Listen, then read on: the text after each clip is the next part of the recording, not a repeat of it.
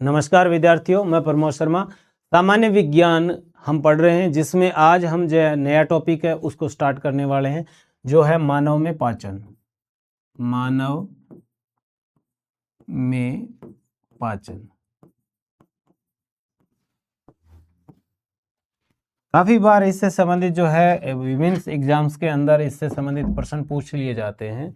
तो मानव में पाचन से संबंधित अगर हम बात करें तो आपको याद रखना है कि इसके अंदर क्या पूछा जाता है, कैसे प्रोसेस होता है, उस पर हम पूरे पर डिस्कस कर लेते हैं।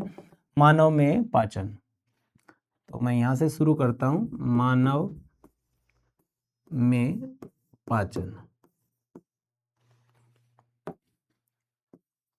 तो मानव में पाचन जो होता है उसकी दो प्रक्रियाएं होती है। एक होती है प्रक्रिया भौतिक प्रक्रिया,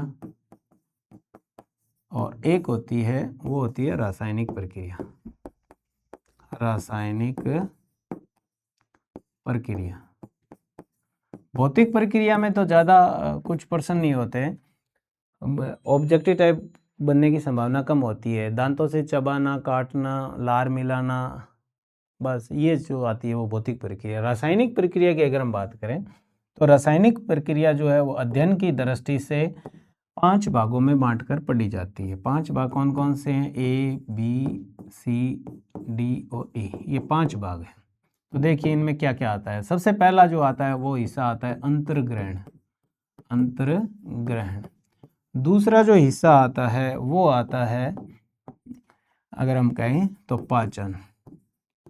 तीसरा हिस्सा जो आता है वो आता है इसके अंदर वो अवशोषण। अवशोषण। और चौथा जो हिस्सा आता है वो आता है अपना स्वांगीकरण। स्वांगीकरण। और लास्ट का जो हिस्सा आता है वो आता है बहिर्क्षेपण। बहिर्क्षेपण। तो इन 5 भागों में बांटकर रासायनिक प्रक्रिया को पढ़ी जाती है। अब इन 5 हिस्सों को हम अलग अलग पढ़ेंगे। इससे पहले हम एक चीज़ देख लेते हैं कि जो आहार नली है वो उसकी बनावट कैसी है और फिर कौन कौन से हिस्से कहाँ कहाँ काम में आते हैं। तो देखिए सबसे पहले अगर हम बात करें तो ये है हमारा मुख गुहा। मुख गुहा की बात करें तो इस तरह की बनावट है वो मुख गुहा की है। इसके बाद में जो अंग आता है वो आता है अपने आमाशय। आमाशय की बात करें तो इस तरह की स्ट्रक्चर होती है वो होगी आमाशय।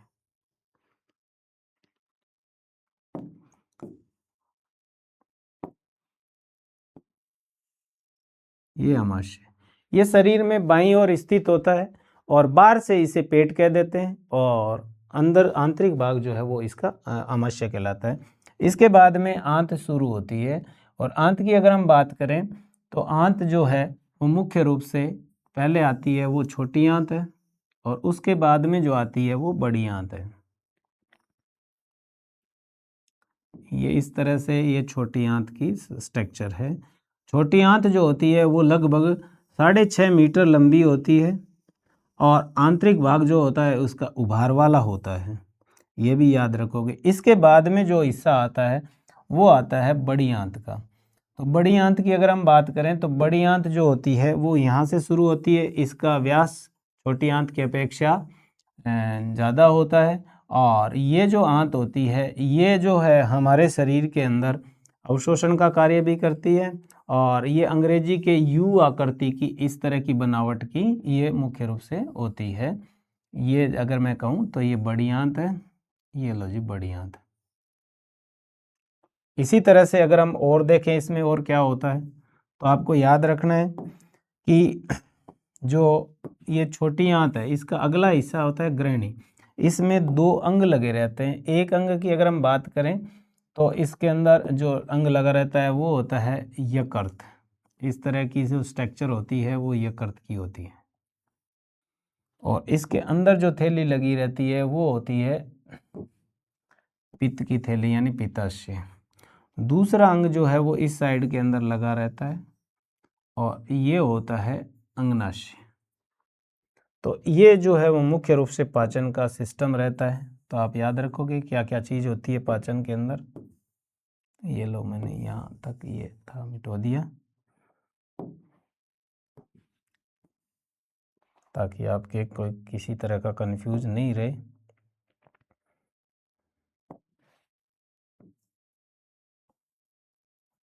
अपने एक बार थोड़ा सा इसको मिटो के कर लेते हैं।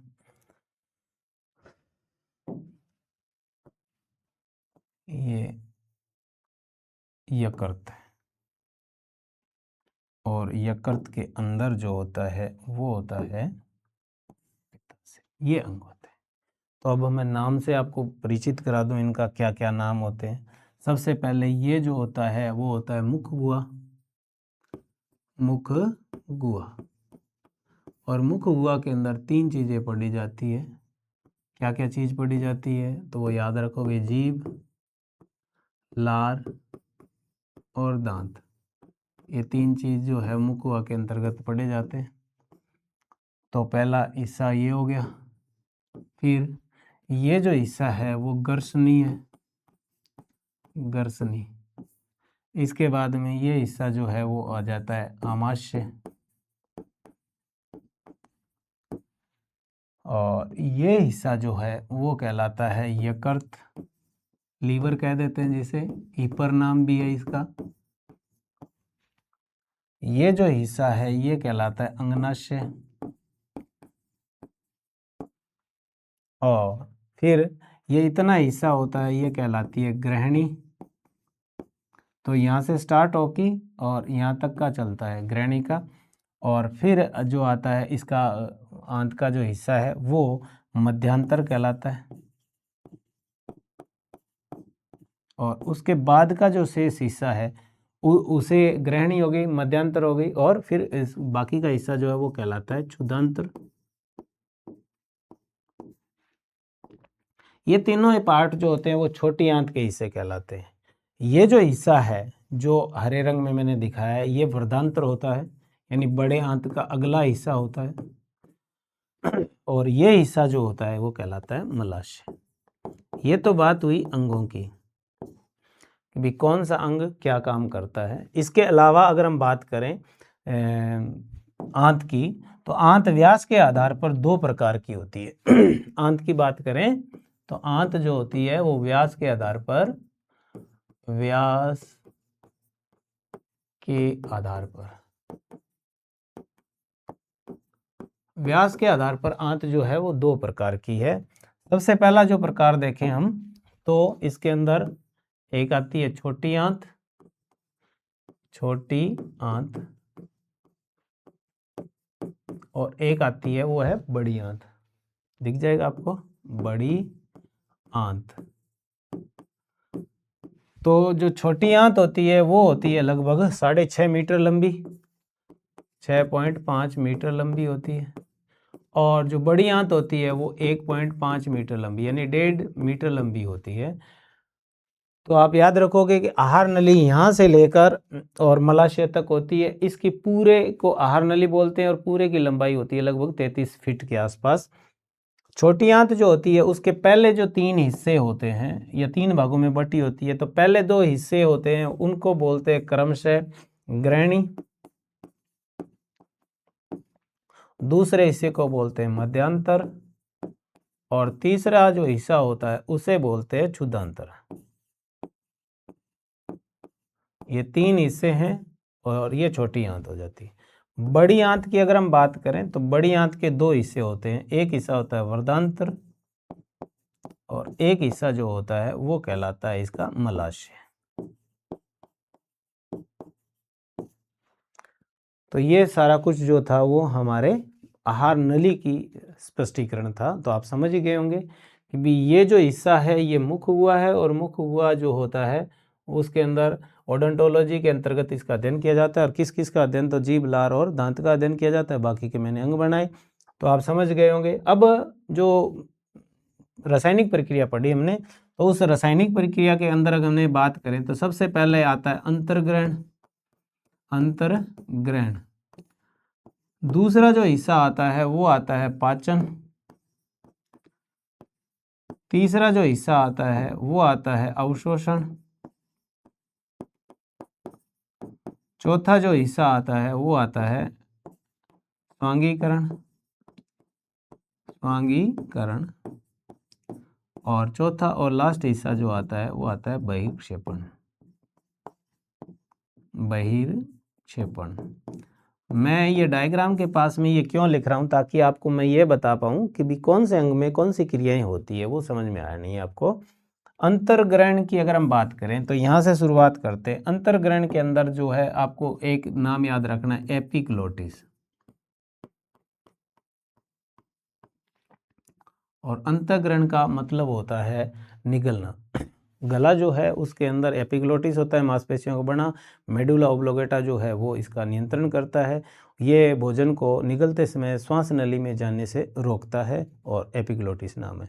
पाचन की बात करें तो पाचन की प्रक्रिया जो होती है वो 3 भागों में 3 जगह पर होती है। 3 जगह कौन कौन सी है? पहला तो आ गया मुख हुआ। मुख हुआ में पाचन होता है। दूसरा जो पाचन होता है वो आमाशय के अंदर होता है, आमाशय के अंदर। तीसरा जो पाचन होता है वो ग्रहणी के अंदर होता है। तो 3 जगह पाचन होता है, मुख हुआ, आमाशय और ग्रहणी। इसी तरह से अगर हम बात करें अवशोषण, तो अवशोषण का काम मुख्य रूप से होता है वो आंतों के द्वारा होता है। आंत जो होती है अवशोषण का। स्वांगीकरण और बहिक्षेपण, इनको हम परिभाषा नहीं बताई, तो अब अभी हम डिस्कस नहीं करेंगे। तो अब हम बात करते हैं पाचन की प्रक्रिया की। तो पाचन की प्रक्रिया जो है ये 5 भागों में बांट के पढ़ते हैं। तो सबसे पहले हम शुरू करते हैं इन पांचों के अंदर अंतर्ग्रहण को। तो देखिए सबसे पहले लिखा हमने अंतर्ग्रहण। अंतर्ग्रहण, अंतर्ग्रहण के अंदर क्या याद रखना है आपको कि मुख गुहा के अंदर होती है एपिग्लोटिस। एपिग्लोटिस। और एपिग्लोटिस कहाँ होती है? तो कहेंगे ग्रसनी में होती है। काम क्या करती है वो याद रखना है। भोजन को श्वास नली में जाने से रोकती है। श्वास नली में जाने से रोकती है। तो भोजन को श्वास नली में जाने से रोकने का कार्य कौन करती है? तो आप कहोगे एपिग्लोटिस। और यही प्रक्रिया जो है वो अंतर्ग्रहण है। दूसरी बात जो शुरू होती है वो आती है पाचन। पाचन क्या होता है? सबसे पहले तो पाचन की डेफिनेशन देख लेते हैं। तो जटिल कार्बनिक पदार्थ, जटिल कार्बनिक पदार्थ जब ग्रहण किए जाते हैं तो पानी व एंजाइमों की सहायता से, पानी प्लस एंजाइम की सहायता से शरीर के अंदर प्रक्रिया चल रही है ये। तो जटिल कार्बनिक पदार्थ पानी और एंजाइम की सहायता से सरल अणुओं में बदलना, सरल अणुओं में बदलना क्या कहलाता है? तो कहेंगे पाचन। और इसमें पाचन में क्या क्या चीज होती है? तो पाचन में कार्बोहाइड्रेट का पाचन होता है, कार्बोहाइड्रेट का पाचन होता है, वसा का पाचन होता है और प्रोटीन का पाचन होता है। इन 3 चीज़ों का पाचन जो है पाचन की प्रक्रिया में मुख्य रूप से पढ़ा जाता है। इसके अलावा प्रक्रिया कहाँ कहाँ होती है, कहाँ होती है? तो इसमें सबसे पहले अंग हमने अभी आपको बताया था, मुख गुहा में होता है। दूसरा जो हमने पढ़ा वो था ये आमाशय में होती है। और तीसरा हिस्सा जो हमने पढ़ा वो था ग्रहणी के अंदर होती है। तो ये 3 अंग है, इन तीनों को हम अलग अलग पढ़ेंगे। पहले मुख हुआ, फिर आमाशय और फिर ग्रहणी। तो आप समझ गए कि पाचन की प्रक्रिया जो है वो जटिल कार्बनिक अणु पानी और एंजाइम की सहायता से सरल में बदलते हैं। कार्बोहाइड्रेट, वसा और प्रोटीन का पाचन मुख्य रूप से इसमें किया जाता है। अब हम पढ़ते हैं मुख हुआ। तो देखिए मुख हुआ से स्टार्ट करता हूं मैं। मुख हुआ आप साथ साथ में इनके नोट्स भी बना लोगे, स्क्रीनशॉट लेकर इसको अच्छे से अगर समझना चाहो तो दोबारा से इसको नोट कर सकते हो। मुख हुआ की बात करें तो सबसे पहले मुख हुआ, तो मुख हुआ का अध्ययन जो है ओडोंटोलॉजी कहलाता है। ओडोंटोलॉजी,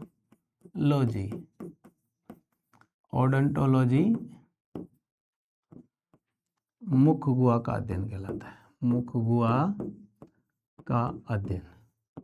आपसे पूछे मुख गुहा का अध्ययन क्या कहलाता है? तो कहेंगे ओडोंटोलॉजी। इसमें क्या क्या चीज पढ़ी जाती है? तो 3 चीजें थी, एक था जीभ, एक था लार और एक था दांत। दांत, ये 3 चीज़ें पढ़ी जाती है। तो सबसे पहले हम जीभ के बारे में पढ़ते हैं। तो इन 3 चीज़ों का पढ़ना है। तो सबसे पहला जो है वो जीभ।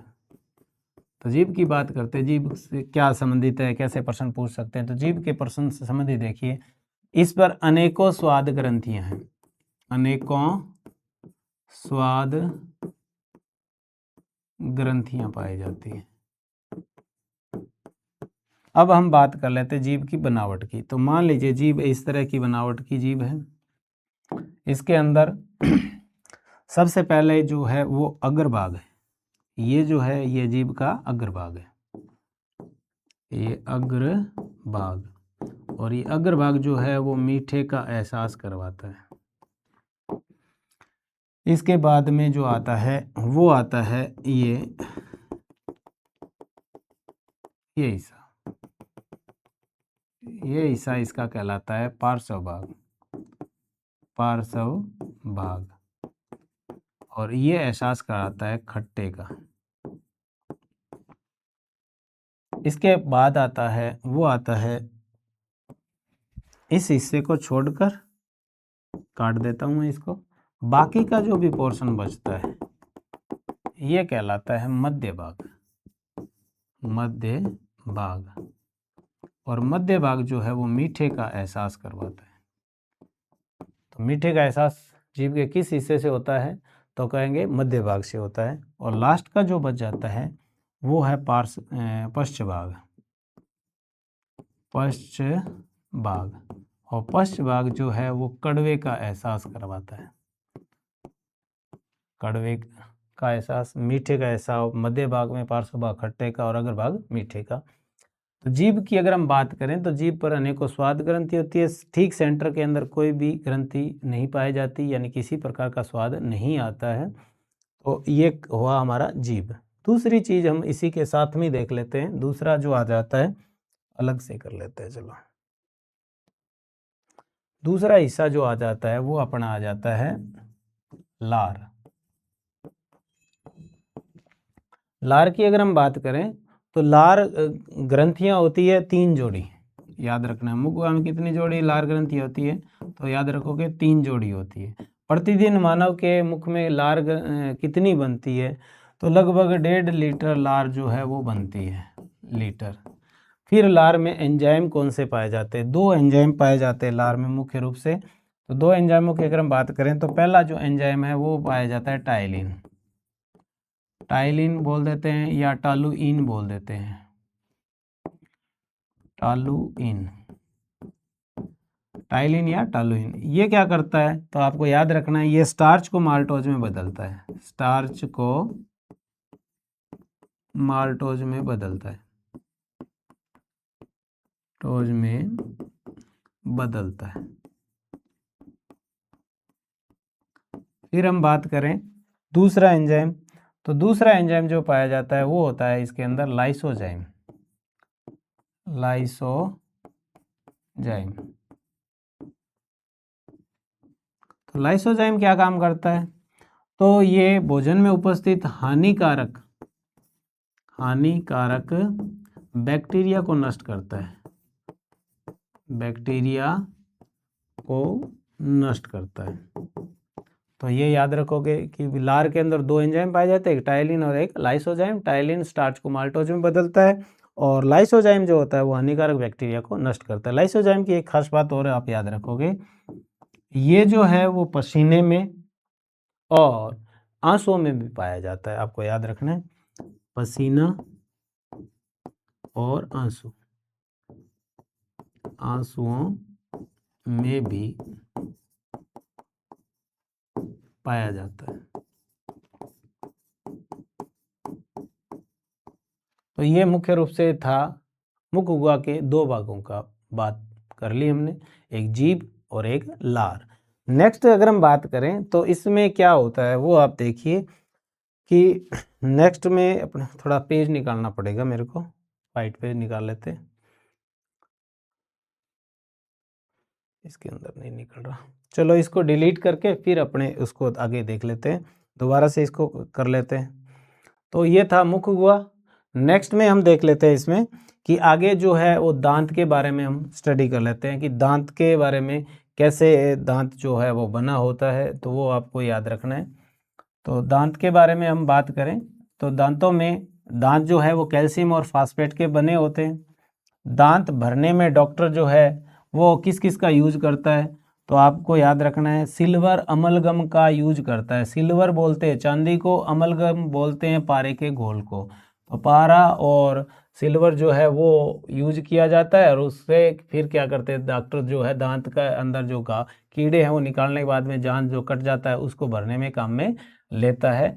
इसी तरह से अगर हम बात करें दांत जो होते हैं वो कौन कौन से होते हैं, क्या काम करते हैं, वो अब हम देख लेते हैं। तीसरा जो आता है अपने दांत तो दांत की बात करें तो दांत जो है वो बसावट के आधार पर 3 प्रकार के होते हैं।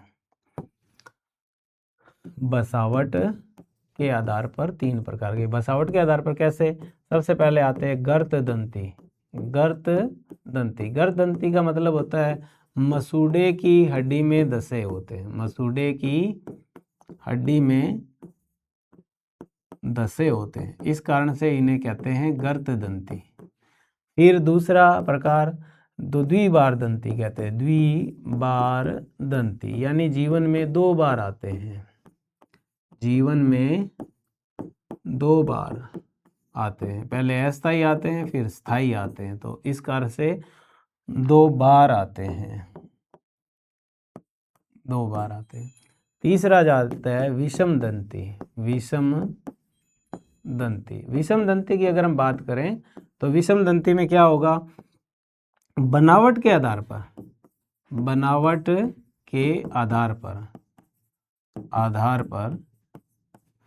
4 प्रकार के होते हैं। 1 मिनट थोड़ा सा,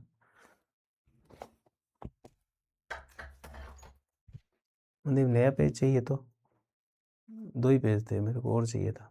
प्लस पेज तो 5 दिखा रहे हैं, 5 दिखा रहे हैं, परंतु देखो ये इसमें मैंने लिखा, मैंने काटना पड़ गया मेरे को, बच्चों को या बीच में डिस्टर्बेंस होगी। अच्छा प्लस करो, प्लस ठीक है, इसमें हो जाएगा क्या, इसमें थोड़ा सा न पड़े, चलो यहाँ से हमारा काम चल जाएगा। अब यही हो आप, ठीक। अगला अगर हम देखें तो विषम दंती की अगर हम बात करें तो दांत 4 प्रकार के होते हैं। तो 4 प्रकार कौन कौन से होते हैं, तो आपको याद रखना है पहला जो दांत होता है मुख हुआ के अंदर वो कौन सा होता है, तो आपको याद रखना है इंसाइसर होता है, इंसाइसर, इसे कर्तनक दांत बोलते हैं। और ये जो है वो काटने का काम करते हैं, और मुंह में जो है वो 4 जोड़ी होते हैं, 4 जोड़ी, और अगर संख्या की बात करें तो 8 होते हैं। ये हुआ हमारा इंसाइसर टीथ। और इंसाइसर टीथ की अगर हम बात करें तो ये दांत जो होते हैं ऊपर से धार होती है, इनकी काटने का मुख्य काम करते हैं। हाथी के अंदर जो होते हैं दिखाने वाले दांत वो इन्हीं दांतों का रूपांतरण होते हैं, वहाँ उन्हें टस्क टीथ के नाम से जानते हैं। दूसरा जो दांत आता है प्रकार वो होते हैं कैनाइन टीथ। दूसरा कौन से दांत है, कैनाइन टीथ बोलते हैं रदनक दांत को। ये दांत मांसाहारी जीवों में विकसित होते हैं और शाकाहारियों के अंदर ये विकसित नहीं होते, यानी आगे से नुकीले होते हैं, इन्हें कील दांत भी बोलते हैं। जिनमें ये दांत पाए जाते हैं विकसित रूप में वो मांसाहारी जीव है, और उनकी लार ग्रंथि के अंदर रैबिडो वायरस पाया जाता है। कौन सा वायरस, रैबिडो वायरस, और वो वायरस जो होता है वो रेबीज के लिए उत्तरदायी होता है। तो ये जो काम करते हैं वो है चीरने फाड़ने का काम करता है।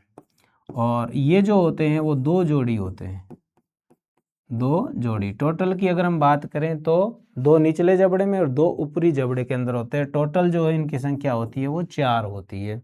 इसी तरह से अगर हम बात करें अगले दांत की, तो अगला जो दांत आता है वो आता है अपने तीसरा प्रकार जो आता है वो आता है प्रीमोलर। इसे बोलते हैं अगर चर्वणक। तो अगर चर्मक दांत जो होते हैं वो पीसने और चबाने का कार्य करते हैं, पीसना और चबाना, इनकी जोड़ी भी 4 जोड़ी होती है, या संख्या की बात करूं तो 8 इनकी संख्या होती है। तो ये पीसने और चबाने के जैसे जैसे मुंह के अंदर अंदर की तरफ जाएंगे वैसे वैसे ऊपर से ये चौड़े होते जाते हैं। तो ये जो दांत होते हैं वो टोटल 8 होते हैं, और लास्ट जो बच जाता है वो दांत का प्रकार हमारा बच जाता है, वो चौथा है, उसे मोलर कहते हैं, मोलर। और मोलर दांतों को चर्वणक बोलते हैं, और इनकी का काम भी पीसना और चबाना है, पीसना और चबाना है। इसी तरह से इनकी बात करें तो ये जो होते हैं वो 6 जोड़ी होते हैं, संख्या की अगर हम बात करें तो 12 होते हैं। तो आप देखिए 12 और 8 20, 20 और 4 24, 24 और 8 32, तो टोटल दांतों की संख्या हो गई 32। तो ये 32 दांत है। अब हम बात कर लेते हैं जो स्थायी और अस्थायी जो बात कर रहे थे ना, वो सुनिए। ये दांत जो होते हैं 3 वाले, ये जो है 2 बार आते हैं जीवन में। पहले आते हैं स्थायी और दूसरी बार आते हैं, पहले अस्थायी आ जाएंगे और दूसरी बार क्या आएंगे, स्थायी आते हैं। स्थायी और अस्थायी दोनों प्रकार के ये दांत होते हैं। इसी तरह से अगर हम बात करें इसकी, तो ये मोस्ट इम्पोर्टेंट है, केवल स्थायी आते हैं, केवल ये स्थायी होते हैं या स्थायी आते हैं, और जीवन में एक ही बार आते हैं। तो जीवन में एक ही बार आने वाले दांत कौन से हैं, तो आपको याद रखना है मोलर। अब हम चित्र के माध्यम से ये समझेंगे कि ये हमारे मुख गुहा में कहाँ व्यवस्थित होते हैं। तो ये मुख गुहा का मैं थोड़ा सा कोशिश करूँगा कि डायग्राम बनाएं। तो ये है मुख गुहा। मुख गुहा की अगर हम बात करें तो ये हो गया ऊपरी जबड़ा, ऊपरी जबड़ा, और ये हो गया निचला जबड़ा, निचला जबड़ा। सबसे पहले हम बात करते हैं इंसाइसर टीथ की। तो इंसाइसर टीथ जैसे नाम लिखा है ना, उसी कलर में हम उधर बना लेंगे ताकि आपकी दिक्कत नहीं आए। कर्तनक दांत, ये जो है वो कितने होते हैं, तो 4 जोड़ी होते हैं। तो पहले हम इसको थोड़ा सा मुंह को सीधा कर लेते हैं ताकि दिक्कत नहीं आए अपने।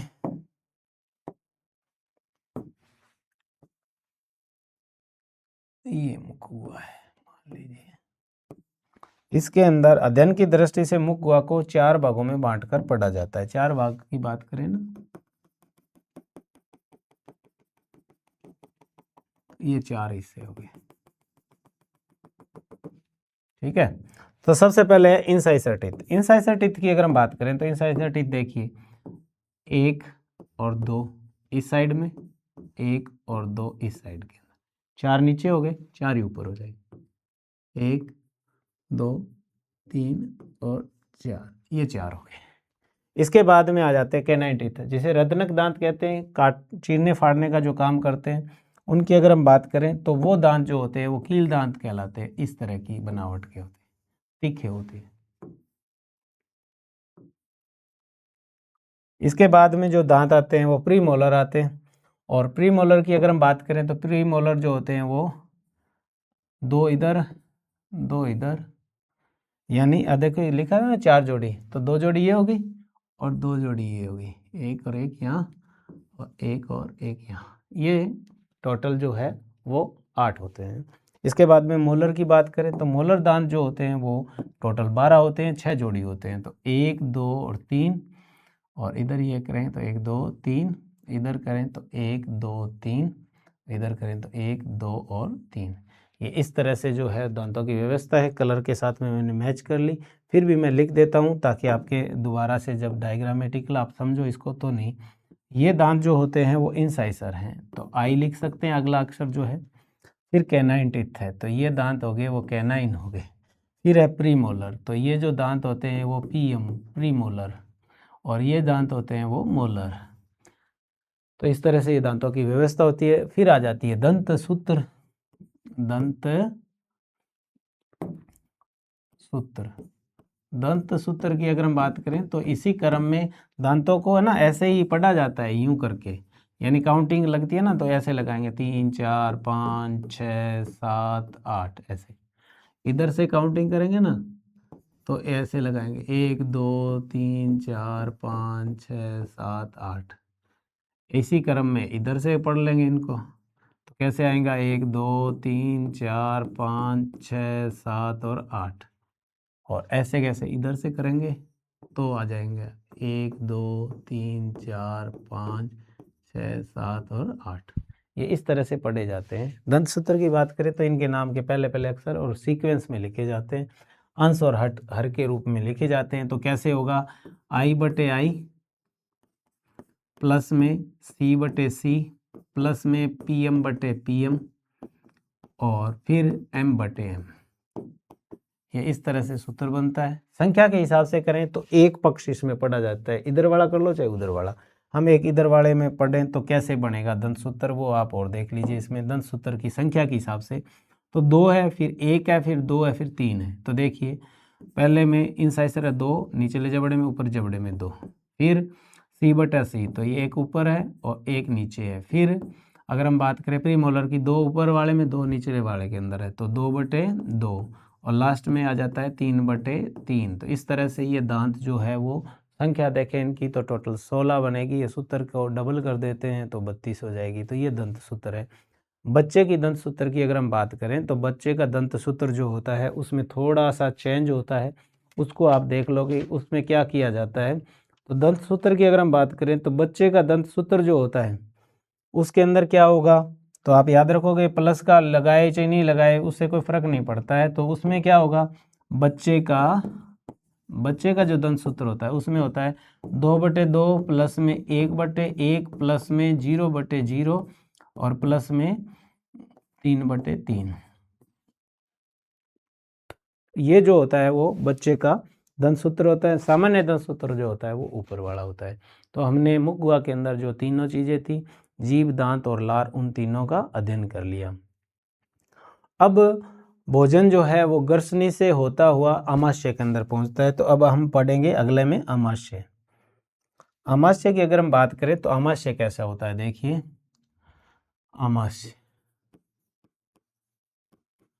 आमाशय की बात करें तो अंग्रेजी की जी आकृति का होता है, ठीक है, और शरीर में बाईं ओर होता है, अब हम देख लेते हैं आमाशय की स्ट्रक्चर। आमाशय की स्ट्रक्चर देखें तो इस तरह की बनावट का होता है आमाशय।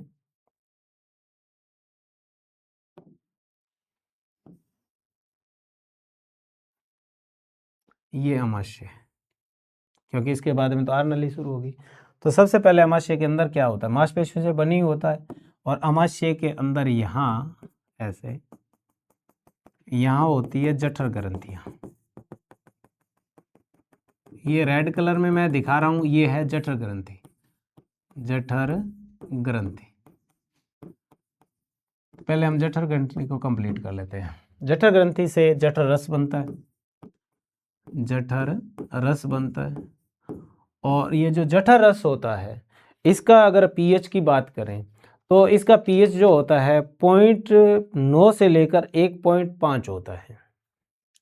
0.9 से लेकर 1.5 जो होता है वो पीएच होता है इसका, और वो HCl की प्रकृति का होता है, HCl की प्रकृति का। अब बात करते हैं इसमें एंजाइम कौन कौन से पाए जाते हैं। जठर रस जो होता है उसके अंदर एंजाइम की बात करें तो पेप्सिन, रेनिन और लाइपेज। पेप्सिन, दूसरा रेनिन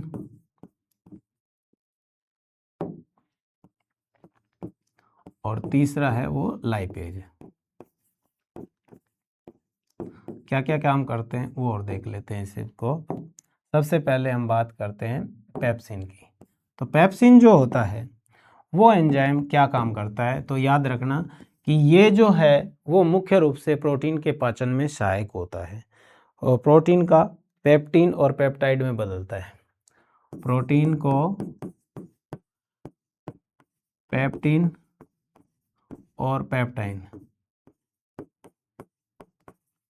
इसमें बदलने का काम जो है वो पेप्सिन करता है। सबसे इम्पोर्टेंट जो है वो रह जाता है रेनिन, और ये कई बार पेपर में पूछा हुआ है, रीट में बहुत बार आ चुका है प्रश्न। रेनिन दूध की प्रोटीन। दूध में प्रोटीन वैसे 3 प्रकार की पाई जाती है, केसिन, एल्ब्यूमिन, लैक्टोएल्ब्यूमिन। तो केसिन जो होती है वो पूरी प्रोटीन के अंदर, दूध में जो प्रोटीन है ना उसका 80% होते हैं, तब इसलिए नॉर्मली यही बोला जाता है दूध की जो प्रोटीन होती है वो केसिन है, उसका पाचन करता है दूध की प्रोटीन का। और किस में बदलता है, तो दही की प्रोटीन में, दही की प्रोटीन में बदलने का काम जो है वो रेनिन करता है। और दही की जो प्रोटीन होती है उसे कहते हैं पेराकेसिनेट, पेराकेसिनेट, ये काम करता है रेनिन। रेनिन की एक खास बात और है, छोटे बच्चे में ये ज़्यादा बनता है, जैसे जैसे उसकी उम्र बढ़ती जाएगी ये रेनिन की मात्रा है वो कम बननी शुरू हो जाएगी। लाइपेज, ये वसा का पाचन करता है, वसा का पाचन। तो वसा का पाचन कौन करता है, तो कहेंगे लाइपेज करता है, रेनिन है वो प्रोटीन का। तो इसका मतलब एक इम्पोर्टेंट बात आई, इसमें कार्बोहाइड्रेट का पाचन नहीं होता, बस ये याद रखना है, कार्बोहाइड्रेट का पाचन नहीं होता, पाचन नहीं होता।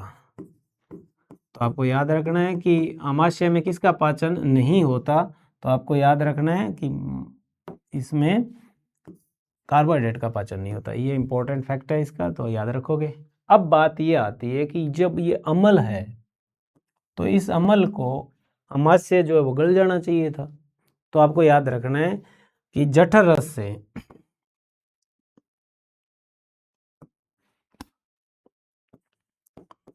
जठर रस से अमाशय को, जठर रस से अमाशय को बचाने का जो कार्य करता है वो कौन करता है, म्यूसिन को, म्यूसिन जठर रस से अमाशय को म्यूसिन बचाता है, यानी इसको गलने नहीं देता। जब यहाँ पाचन हो जाता है तो यहाँ भोजन लगभग 4 घंटे ठहरता है, जब पाचन हो जाता है तब भोजन आगे सरकेगा, वरना यहीं पड़ा रहेगा। ये पीले रंग का जठर रस स्त्राव होता है। तो अमाशय को हमने पढ़ लिया, अब भोजन चला जाता है आंत के अंदर। सबसे पहले अमाशय मुख हुआ था, मुख हुआ से अमाशय के अंदर आया था। अमाशय की मुख्य रूप से जो है वो ये बातें हैं, इसी क्रम में आगे देखें हम। तो आगे अगर हम बात करें तो आगे आ जाता है आंत। और आंत की अगर हम बात करें तो व्यास के आधार पर ये 2 प्रकार की थी, हमने पहले भी पढ़ी थी। छोटी आंत, सबसे पहले है छोटी आंत। छोटी आंत, छोटी आंत जो होती है उसका पहला हिस्सा जो है वो कहलाता है ग्रहणी, फिर दूसरा हिस्सा कहलाता है मध्यांतर, और तीसरा हिस्सा कहलाता है क्षुधांतर। बड़ी आंत की बात करें, बड़ी आंत, बड़ी आंत, तो बड़ी आंत के अंदर पहला हिस्सा अगला जो है वो कहलाता है वर्धांत्र, और फिर कहलाता है मलाशय। ये 2 हिस्से इसके होते हैं। तो नॉर्मली अगर हम बात करें तो सबसे पहले 1 नंबर ग्रहणी, फिर हम पढ़ेंगे मध्यांतर, फिर पढ़ेंगे क्षुधांतर, और फिर पढ़ेंगे वर्धांतर, और फिर पढ़ेंगे मलाशय। ये 5 पढ़ेंगे। तो सबसे पहले ग्रहणी, ग्रहणी की अगर हम बात करें तो ग्रहणी सी आकार की, सी आकार की होती है। इसके अंदर 2 प्रकार के रस आकर मिलते हैं। 2 रस कौन से आते हैं, एक रस आता है जिसे कहते हैं पीत रस, और दूसरा रस जो आता है वो आता है अंगनाशयी रस, अंगनाशयी रस। ये 2 रस आकर मिलते हैं। तो आपको याद रखना है, पहले पीत रस को डिस्कस कर लेते हैं, फिर अंगनाशयी रस की बात कर लेते हैं। तो सबसे पहले पीत रस, पीत रस की बात करें तो यकृत द्वारा निर्माण होता है या यकृत द्वारा संश्लेषण होता है इसका, एक बात। दूसरा, पित्ताशय इसका भंडारण और पित्ताशय भंडारण और स्त्राव करता है। तीसरी बात आ जाती है काम का करता है ये कार्य। कार्य की बात करें कार्य के अंदर सबसे इंपॉर्टेंट काम है भोजन के विषैले, भोजन विषैले को प्रभावहीन करता है। अगर मैं एक शब्द में कहूं तो हमारे शरीर में विष हरण का कार्य जो है वो पीतरस करता है। और खास बात और सबसे इम्पोर्टेंट बात है वो याद रखनी है अपने को इसमें कि पीतरस में कोई भी एंजाइम नहीं पाया जाता, कोई भी एंजाइम नहीं पाया जाता। हम अभी टुकड़ों में पढ़ रहे हैं, फिर लास्ट में समराइज करके हम इसको इकट्ठे पढ़ लेंगे। तो ये पीतरस का काम हो गया। अब बात आती है अंगनाशय रस। अंगनाशय रस की अगर हम बात करें तो अंगनाशय रस जो होता है वो अंगनाशय द्वारा संश्लेषण,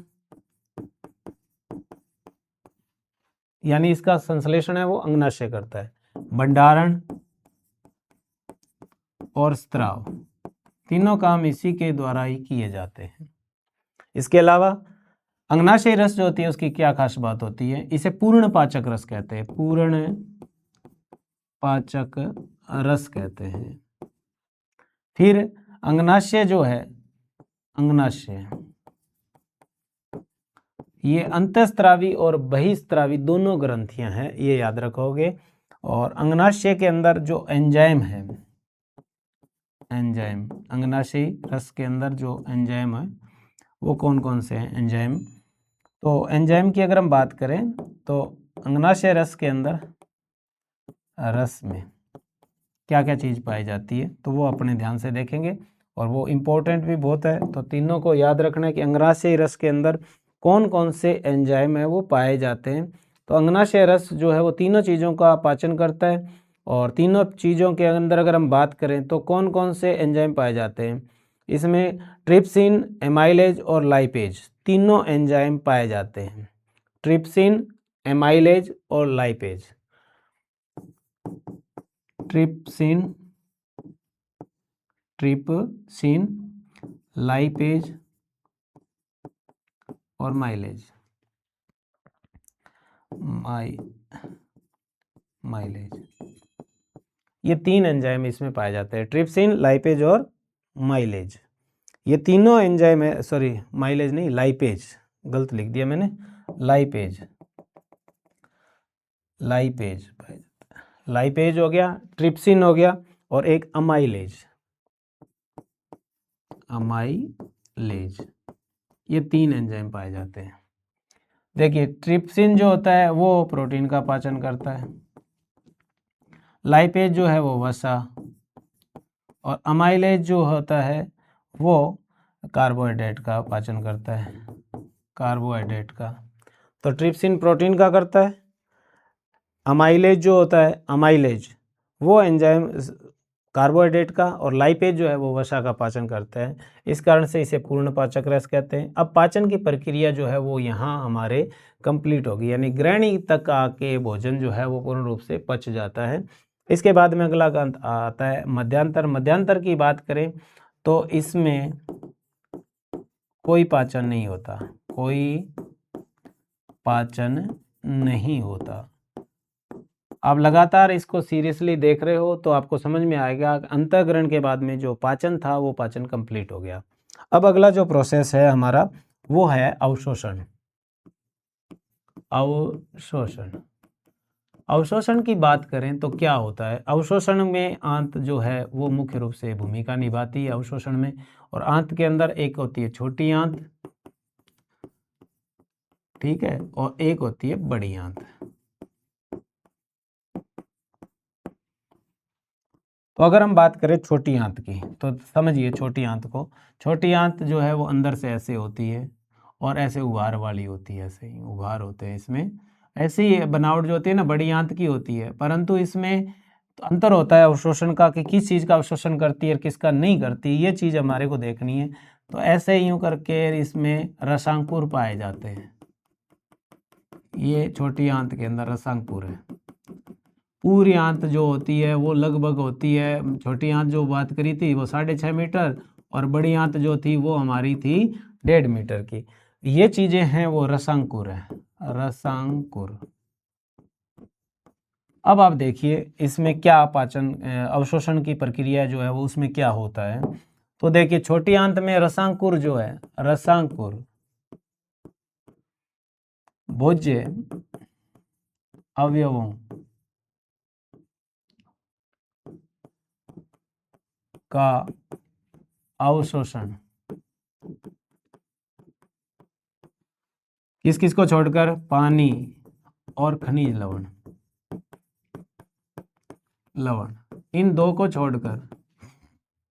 छोटी आंत की बात हो रही है और छोटी आंत के अंदर भी कौन सा, तो आपको याद रखना है क्षुधांतर।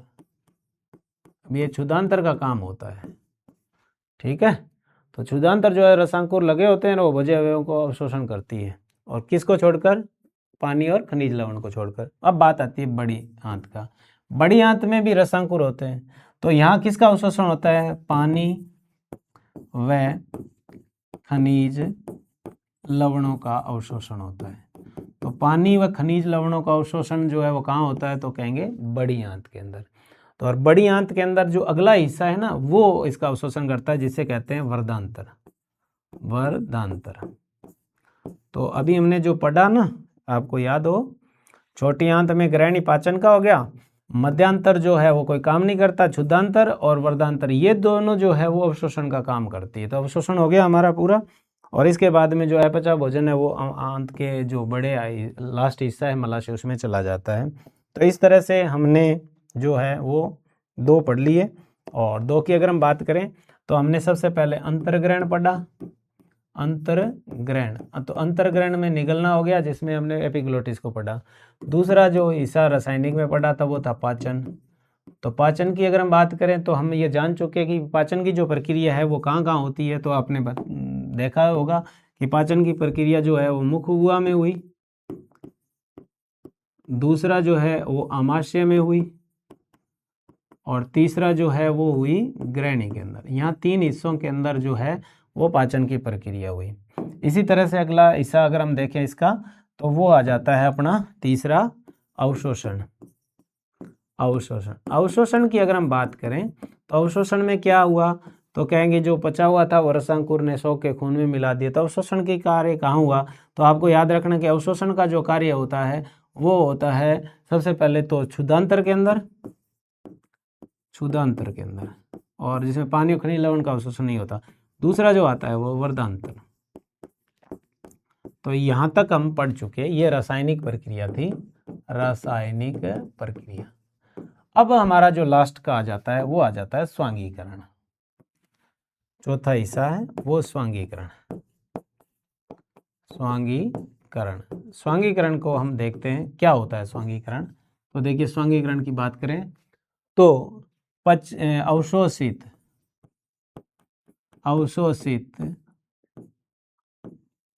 किए भोज्य अवयवों का, भोज्य अवयवों का शरीर के अंगों के द्वारा, शरीर के अंगों द्वारा काम में लेना, क्या कहलाता है, अवशोषण स्वांगीकरण कहलाता है। अवशोषित किए गए भोज्य अवयवों का शरीर के अंगों के द्वारा काम में लेना जो है वो स्वांगीकरण कहलाता है। इस प्रक्रिया के अंदर क्या क्या होता है वो आपको याद रखना है।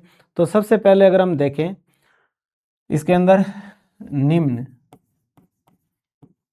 प्रक्रिया होती है। कौन कौन सी प्रक्रिया होती है तो याद रखना है। सबसे पहला होता है ग्लूकोज, ग्लूकोज। फिर आता है वसा अम्ल, वसा अम्ल व ग्लिसरॉल।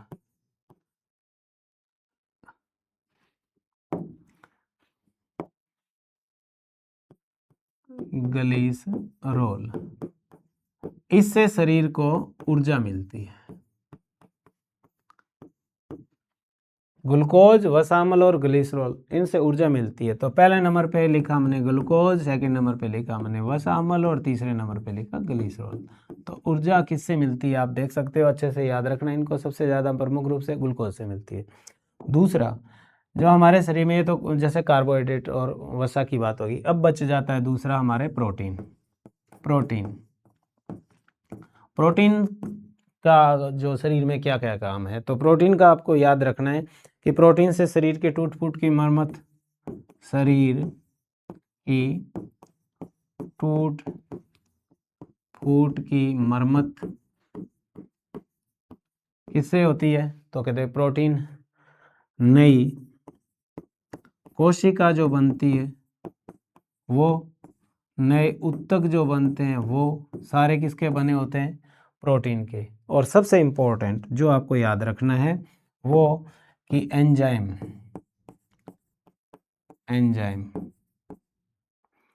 का निर्माण, ये सारे काम कौन करता है, ऊतक का, शरीर की कोशिका के टूट फूट की, जैसे कहीं चोट लग जाए तो कहीं से चमड़ी छिल जाती है, नहीं बनती, वो प्रोटीन से बनती है। एंजाइम का निर्माण भी किससे होता है, प्रोटीन से। और नाश बच जाता है वो अमीनो अम्ल। तीसरा है अमीनो अम्ल। तो अमीनो अम्लों की अगर हम बात करें तो अमीनो अम्लों से नए जीव द्रव्य का निर्माण, नए जीव द्रव्य का निर्माण। तो नए जीव द्रव्य का निर्माण जो होता है वो किससे होता है, तो कहोगे अमीनो अम्ल से। शरीर को ऊर्जा किससे मिलती है, तो ग्लूकोज, वसा अम्ल और ग्लिसरॉल से मिलती है। तो ये था हमारा स्वांगीकरण। तो स्वांगीकरण के बाद में पांचवा और लास्ट चरण आता है, वो आता है बहिर्क्षेपण। बहिर्क्षेपण का मतलब होता है अपचित भोजन शरीर से बाहर त्यागना। ये कार्य होता है मलाशय के द्वारा, और मलाशय जो है वो इसके अंदर मुख्य भूमिका निभाता है। यहाँ स्टोर होता है मल और यहीं से शरीर से बाहर त्याग दिया जाता है। तो ये था हमारा पाचन की प्रक्रिया। अब हम थोड़ा सा इसको समराइज कर लेते हैं क्या क्या हमने पढ़ा, क्योंकि लेंथी हो गया था टॉपिक, हम छोटे छोटे जो है टॉपिक पढ़ रहे थे। तो ये पहला टॉपिक ऐसे आया जो बड़ा है, तो आप इसको अच्छे से दोबारा से इसको समझने का प्रयास करना, और मैं कोशिश करूँगा कि फास्टली आपको इसको रिवाइज करा सकूँ। तो देखिए शुरुआत के अंदर हम पहुँचे थे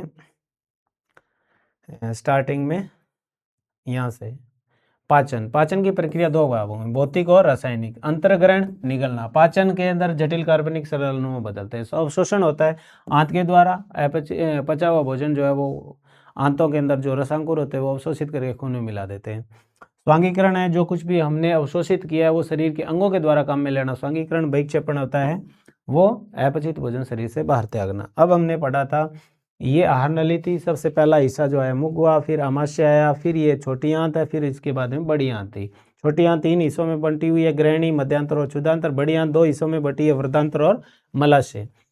जो छोटी आंत होती है वो लगभग 6.5 मीटर लंबी होती है। मुखवा की बात करें तो जीभ, लार और दांत का अध्ययन इसमें किया जाता है। अंतर्ग्रहण के बाद में पाचन पढ़ा, तो पाचन 3 जगह होता है, मुखवा में, आमाशय में और ग्रहणी में, यानी छोटी आंत के अगले हिस्से के अंदर। फिर अवशोषण जो होता है वो आंत में होता है, स्वांगीकरण पूरे शरीर में होता है, बहिक्षेपण मलाशय के द्वारा होता है। अगले हिस्से के अंदर हम देखें, अंतर्ग्रहण एपिग्लोटिस होती है, श्वास नली में निगलते समय भोजन को जाने से रोकती है, और इसका नियंत्रण मेडुला ऑब्लोंगेटा करता है। फिर हमने पाचन पढ़ना शुरू किया था। जटिल कार्बनिक पदार्थ जो है वो पानी और एंजाइम की सहायता से अणुओं में बदलते हैं, जिसमें मुख्य रूप से कार्बोहाइड्रेट, वसा और प्रोटीन का पाचन होता है। हमारे शरीर में आपको याद रखना है इसके अंदर भी एक चीज सेलुलोज का पाचन कहीं नहीं होता, सेल्यूलोज का पाचन नहीं होता। तो आपसे पूछ लेना कि हमारे शरीर में किसका पाचन नहीं होता, तो आपको याद रखना है सेलुलोज का। और विटामिन, ये भी याद रखना है, विटामिन बिना पाचन सीधे अवशोषित होते हैं। तो ये भी 2 फैक्ट हैं जो अच्छे से याद रखोगे, अवशोषित होते हैं। पाचन की प्रक्रिया मुखवा में, आमाशय में और ग्रहणी में। फिर हमने पढ़ा था मुखवा में हमने पढ़ा सबसे पहले दांत, गर्तदंती, मसूड़े की हड्डी में धसे हुए, द्विबारदंती, जीवन में 2 बार आते, विषमदंती बनावट के आधार पर। ये 4 प्रकार के हैं। पहला इंसाइसर है, कर्तनक, काटने का काम करते हैं, 4 जोड़ी होते हैं, टोटल 8 होते हैं। कैनाइन टीथ, रदनक, चीरने फाड़ने का काम करते हैं, 2 जोड़ी होते हैं, 4 होते हैं टोटल। प्रीमोलर अगर चढ़ना कहलाता है, पीसने और चबाने का काम करते हैं। 4 जोड़ी होते हैं, टोटल 8 होते हैं। ये जो तीनों दांत अभी हमने बात करी, ये पहले अस्थायी आते हैं, फिर स्थायी आते हैं। फिर मोलर चौथा प्रकार था, पीसने और चबाने का काम करते हैं। ये 6 जोड़ी होते हैं, टोटल 12 होते हैं।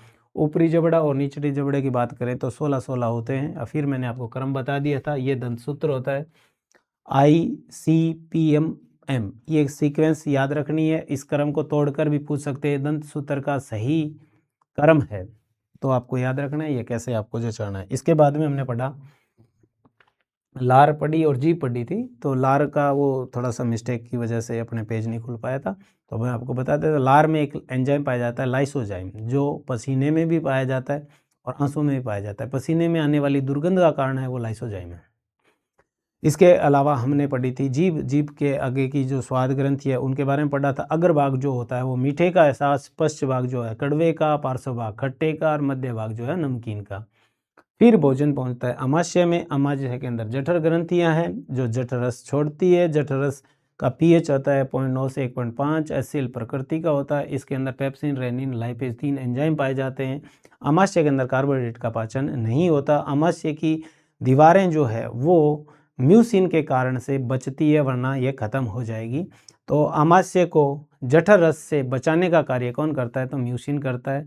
लाइपेज वसा का, और रेनिन जो है वो दूध की प्रोटीन को दही की प्रोटीन में कन्वर्ट करता है। पेप्सिन प्रोटीन को पेप्टिन और पेप्टाइन में बदलने का कार्य करता है। आंत के बारे में फिर आगे, आंत में छोटी जो आंत है उसका अगला हिस्सा ग्रहणी है, फिर मध्यांतर, क्षुधांतर है। तो ग्रहणी पाचन का जो लास्ट चरण है यहाँ पूरा होता है। ग्रहणी के अंदर जो है वो सी आकार की नली होती है, 2 रस आके मिलते हैं। यकृत जो है उसके द्वारा संश्लेषण किया जाता है पीतरस का, और उसका भंडारण और स्त्राव जो है वो पित्ताशय करता है। जो इसका कार्य क्या होता है, भोजन के विषैले प्रभाव को कम करना या विसरण करने का कार्य वो पीतरस करता है। इसमें कोई भी एंजाइम नहीं पाया जाता। फिर था अंगनाशय रस। इसके द्वारा जो अंगनाशय है उसके द्वारा इसका संश्लेषण, भंडारण और स्त्राव किया जाता है। पूर्णपाचक रस कहते हैं। अंगनाशय रस के अंदर क्या है, एंजाइम कौन कौन से पाए जाते हैं, तो आपको हो गए ट्रिप्सिन प्रोटीन का पाचन, लाइपेज वसा का पाचन, और एमाइलेज जो है वो कार्बोहाइड्रेट का। इस कारण से इसे पूर्णपाचक रस कहा जाता है, ये याद रखोगे। अवशोषण का कार्य छोटी आंत के द्वारा मुख्य रूप से रसांकुरित होते हैं, जो भोजन का अवशोषण कर लेते हैं और खून में मिला देते हैं। बड़ी आंत में पानी और खनिज लवणों का अवशोषण होता है। छोटी आंत जो होती है उसका क्षुधांतर हिस्सा जो है वो ये कार्य करता है, और बड़ी आंत का वर्धांतर हिस्सा है वो कार्य करता है। अगला हमने पढ़ा था, फिर ये पांचों मैंने इकट्ठे बताए थे आपको। पहला अंतर्ग्रहण, पाचन, अवशोषण, स्वांगीकरण। अब स्वांगीकरण की बात कर रहे हैं। तो स्वांगीकरण क्या होता है, अवशोषित किए गए भोज्य अवयवों को शरीर के अंगों के द्वारा काम में लेना स्वांगीकरण कहलाता है। इसमें क्या क्या होता है, निम्न प्रक्रिया होती है। तो ग्लूकोज, वसा, अम्ल और ग्लिसरॉल से तो मिलती है ऊर्जा। प्रोटीन शरीर की टूट फूट की मरम्मत, नई कोशिका और उत्तक बनाते हैं, और एंजाइम इसी के बने होते हैं। ये मोस्ट इंपॉर्टेंट है, आप अच्छे से याद रखोगे। एक आय एमिनोमल, ये नए जीव द्रव्यों के निर्माण में सहायक होता है। तो ये होता है स्वांगीकरण। और लास्ट का था बहिर्क्षेपण। तो बहिर्क्षेपण में आप समझ जाओगे, अपचित भोजन शरीर से बाहर त्यागना क्या कहलाता है, बहिर्क्षेपण कहलाता है। तो पाचन की प्रक्रिया है, मैंने पूरा प्रयास किया कि आपको वीडियो के माध्यम से अच्छे से बता सकूं। तो आपको याद रखना है कि ये जो पाचन का प्रोसेस है, ये पूरा का पूरा जो है वो हमने स्टेप बाय स्टेप करके इसको पढ़ा, और उम्मीद करता हूं कि आपको ये अच्छे से समझ में आया। इससे संबंधित अगर कोई भी क्वेश्चन हो तो आप कमेंट के द्वारा पूछ सकते हो। आज की क्लास को यहीं विराम देते हैं, और उम्मीद करता हूं कि आपने इसको अच्छे से समझा, और समझने के बाद में इससे संबंधित जो भी क्वेश्चन हैं वो भी हम सॉल्व करेंगे आगे आने वाली क्लासों के अंदर PYQ के माध्यम से। तो आज के टॉपिक को हम यहीं विराम देते हैं। मैं प्रमोद शर्मा, आपको पुनः बार बार धन्यवाद।